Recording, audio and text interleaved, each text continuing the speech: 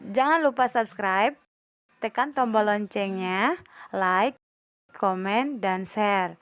Selamat menonton. Hai teman-teman, jumpa lagi dengan saya. Hari ini saya akan bercerita dan berbagi tips bagaimana caranya supaya bisa tetap survive, bisa tetap kuat dalam menjalani hidup di tengah berbagai persoalan, di tengah berbagai masalah yang mengerah, yang mungkin secara manusia tidak ada. Orang pasti ingin yang terbaik dalam hidupnya.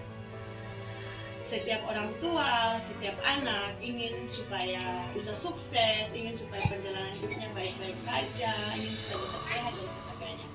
Namun terkadang hal-hal yang kita anggap, kita impikan, itu kadang ekspektasi itu tidak sesuai dengan realita. Saya sendiri bukan manusia yang sempurna. Saya juga punya banyak keterbatasan, punya banyak kekurangan, punya banyak salah, dan saya berani bercerita seperti ini karena berdasarkan pengalaman yang telah saya lewati. Tidak mudah memang, terkadang dalam perjalanan itu, dalam kesusahan itu kita banyak mengeluh, banyak banyak menyesali, banyak kenapa sih tidak adil, kenapa sih ini terjadi buat saya dan sebagainya. Dan proses itu saya pikir bukan hanya dialami oleh saya saja, tetapi dialami oleh kita semua. Dan tidak semua orang bisa mau belajar, mau keluar dari persoalan itu dengan cara-cara yang sama. Nah, bagaimana caranya supaya kita bisa tetap survive dan bisa bangkit dari keterpurukan kita? Saya memiliki kurang lebih 3 tips teman-teman. Yang pertama itu adalah harus tetap bersyukur dan berpikiran positif. Bersyukur bahwa kita masih diberikan napas kehidupan, masih diberikan kesehatan, itu yang paling penting. Bersyukur bahwa kitalah orang-orang yang dipilih Tuhan untuk mengalami cobaan, untuk mengalami musibah, untuk mengalami masalah. Dan berpikiran positif adalah harus yakin dan percaya bahwa apapun masalah yang Tuhan berikan itu tidak pernah akan melebihi kemampuan kita sebagai manusia. Dan itu sangat betul sekali. Mungkin sebagai manusia kita berpikir bahwa sepertinya masalah saya ini tidak akan ada jalan keluarnya. Kenapa sih masalah ini belum selesai, sebentar masalah ini belum selesai, sudah ada lagi masalah yang baru. Ya harus yakin teman-teman bahwa apapun masalah yang kita hadapi itu tanda dan bentuk kasih sayang Tuhan pada kita. Hanya orang-orang terpilihlah yang dipilih Tuhan untuk mengalami masalah, untuk mengalami pencobaan. Sebenarnya ketika mendapatkan masalah itu adalah cara Tuhan untuk menegur kita. Mungkin selama ini kita masih jauh dari Tuhan, selama ini mungkin berdoa tapi tidak sungguh-sungguh, selalu mengandalkan kekuatan sendiri daripada kekuatan Tuhan. Nah, Tuhan memberikan cobaan yang bertubi-tubi, yang terus-menerus itu untuk menyadarkan kita bahwa ada loh untuk kita, dan kita harus bergantung dan berharap sepenuhnya pada Tuhan. Kemudian dari semua masalah yang kita hadapi pasti ada hikmahnya, pasti ada pelajaran penting yang akan kita bisa petik, sekecil apapun itu dari setiap persoalan yang kita hadapi. Dan yang paling penting itu kita harus belajar dari semua pengalaman, dari semua persoalan hidup yang kita alami. Kemudian tips yang kedua adalah harus mencintai Tuhan. Mencintai Tuhan bukan hanya sekedar dalam kata-kata saja, tetapi betul-betul kita implementasikan dalam tindakan nyata dalam kehidupan kita. Karena sesungguhnya mencintai manusia, mencintai hal-hal kesenangan duniawi itu adalah hal yang sementara, hal yang akan membinasakan kita sesungguhnya. Jadi sebaiknya mencintai Tuhan dengan sepenuh hati, dengan sepenuh jiwa, memasrahkan seluruh hidup kita pada Tuhan. Intinya setiap kali Tuhan memberikan masalah, pasti sudah ada jalan keluarnya. Tergantung bagaimana cara kita menyikapinya, tergantung bagaimana cara kita menyelesaikan masalah tersebut. Satu-satunya harapan, sumber pengharapan hanya ada pada Tuhan, tidak pada orang lain. Harapan kita satu-satunya hanya ada pada Tuhan. Jangan pernah berharap pada manusia, karena itu adalah sesuatu yang sia-sia. Ketika berharap pada manusia, mungkin akan menyelesaikan persoalan pada saat itu saja, tapi akan menimbulkan masalah baru. Tetapi ketika kita berharap dan memasrahkan hidup sepenuhnya pada Tuhan, maka Tuhan akan memberikan kelegaan, Tuhan akan memberikan nikmat yang luar biasa atas hidup kita. Nah, tips yang ketiga adalah belajar mencintai dan membahagiakan diri sendiri. Terkadang ketika kita mendapatkan persoalan, mendapatkan musibah, itu ada dua hal yang biasanya kita lakukan.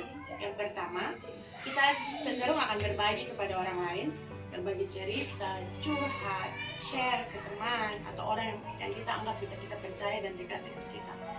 Dan yang kedua adalah biasanya kita cenderung tertutup karena mungkin memikirkan banyak hal. Oh, saya kalau buka masalah ini sepertinya nanti bagaimana ya, nanti orang bilang apa ya, cenderung memikirkan apa kata orang. Padahal sebenarnya kalau ini dari saya pribadi, kebahagiaan kita tuh jauh lebih penting daripada memikirkan perkataan orang lain.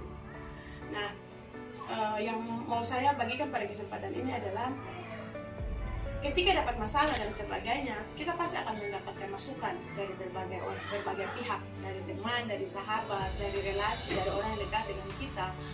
Bahkan mungkin kita cenderung akan mencari-cari jawaban dari atas apa yang kita temui dari berbagai hal gitu. Misalnya dari YouTube, kita nonton YouTube atau kita konsultasi dengan orang yang kita anggap very kompeten. Tetapi sehebat apapun orang yang memberikan masukan, memberikan saran, tidak ada kemauan dari diri kita sendiri, sama aja bohong gitu. Yang paling penting adalah dari diri kita sendiri. Nah, olehnya itu kita harus belajar untuk mencintai diri kita sendiri, mencintai dan membahagiakan diri kita sendiri terlebih dahulu gitu. Nah, bagaimana caranya? Yang pertama, lakukan apapun yang kamu suka.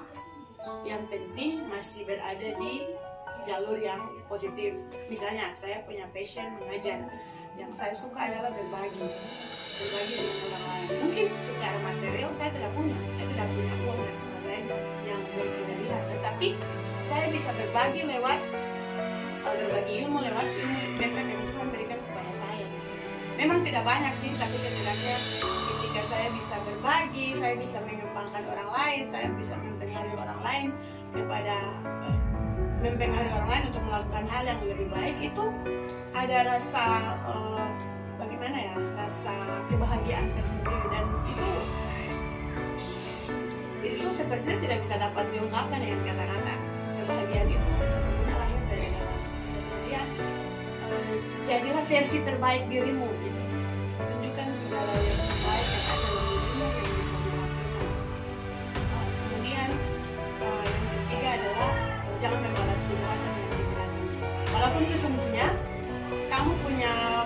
kamu sangat mampu untuk melakukan hal itu. Kalau seandainya balas, maka kamu tidak lebih baik dari mereka. Sama aja. Ketiga itu mungkin tunjukkan prestasi, tunjukkan yang terbaik, karena itu sesungguhnya cara yang paling tepat untuk